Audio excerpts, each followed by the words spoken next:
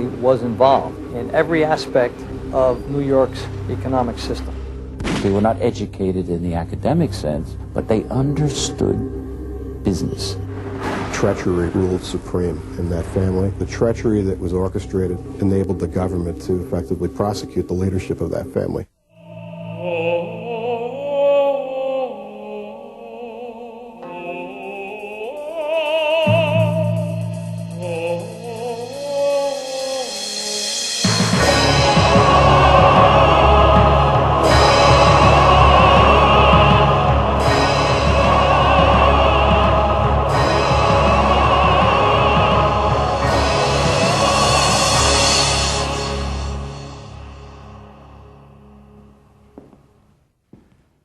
Not long ago, the question of whether the Mafia existed at all was a valid topic of debate. Many people, including FBI Director J. Edgar Hoover, for years denied the very existence of organized crime. And for years, the country's top racketeers were able to elude the justice system. With the exception of post-communist Russia, the U.S. has long led the world with the most pervasive organized criminal presence anywhere. And while the mob flourished under Hoover's hands-off policy, recent decades have seen significant inroads by law enforcement. Some say the Mafia has now come full circle, returning to its roots as a loose association of disparate street gangs. None illustrates this reversal of fortune better than the Lucchese crime family of New York. Named after the second boss of the family, this organized crime dynasty traces its origins back to the streets of New York City early in the 20th century. New York was a port of entry for most of America's European immigrants, and it became the breeding ground for some of organized crime's most notorious members. Al Capone, Lucky Luciano, Meyer Lansky, all came from immigrant families who settled in the Five Points area, a crowded ghetto with a long history of Irish, Jewish, and Italian gang activity. It was here that a diverse bunch of these ethnic gangs coalesced in the early 1930s.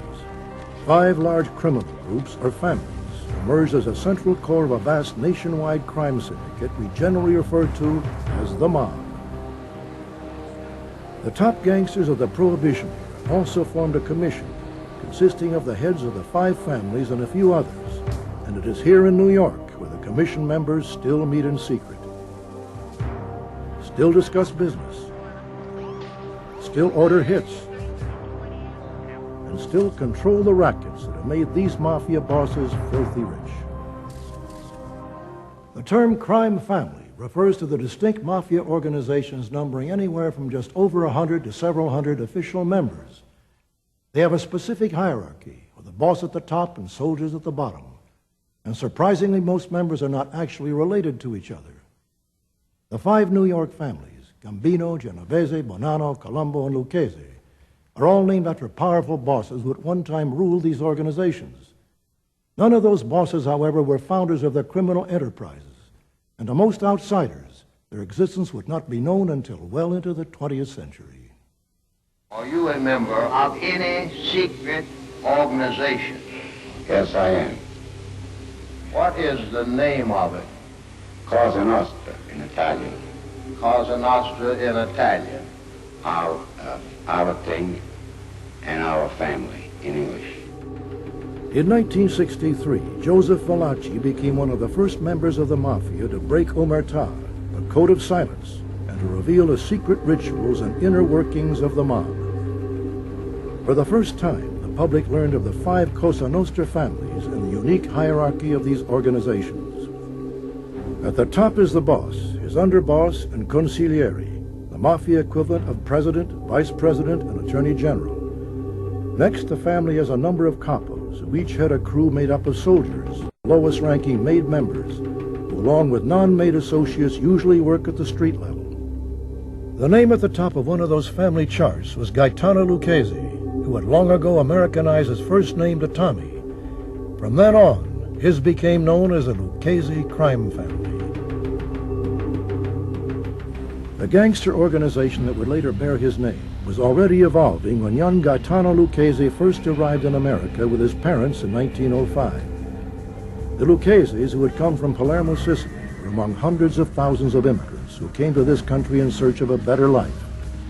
Instead of streets paved with gold, however, many found themselves on the fringes of society, performing back-breaking work for meager wages. What they saw of America was that their fathers, if they were lucky, could get a construction job and work 12 hours a day, 6 days a week, and die early for 5 cents an hour. Author Ernest Volkman, who has chronicled the family in a recent book, says Tommy Lucchese's hardworking father and religious mother tried to steer him in the right direction. The Lucchese family, like all the other Italian immigrant families, they were determined that their sons and daughters would make it in the New World. And they would very often say to their sons, I don't want you to be a donkey like me. I want to see you study, you do your homework, you go to school. I don't want to hear there's any problems in school. I don't want to hear that you're a truant. I want you to get an education, and I want you to do better than me. Early on, though, Lucchese felt the lure of the streets. Every block in an Italian neighborhood had a social club.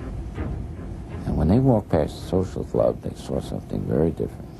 Guys in suits, beautiful suits, fedoras, Italian handmade shoes, big beautiful cars, women. Kids like Lucchese, they wanted to hang around, because what did they see? They saw the American dream, money, power. Nobody bothered these guys. When Tommy Lucchese was a teenager, his father disowned the son he was unable to save from the streets. Lucchese came from a family where he was the only criminal. All the rest of the people in his family were quite straight, ordinary, and for the rest of their days were very sensitive and very ashamed over the fact that they were even related to this guy. Tommy became roommates with a boyhood friend, Salvatore Lucania, who would later be known as Charles Lucky Luciano, credited as the founder of the syndicate. His arrest record started when he was 10 years old.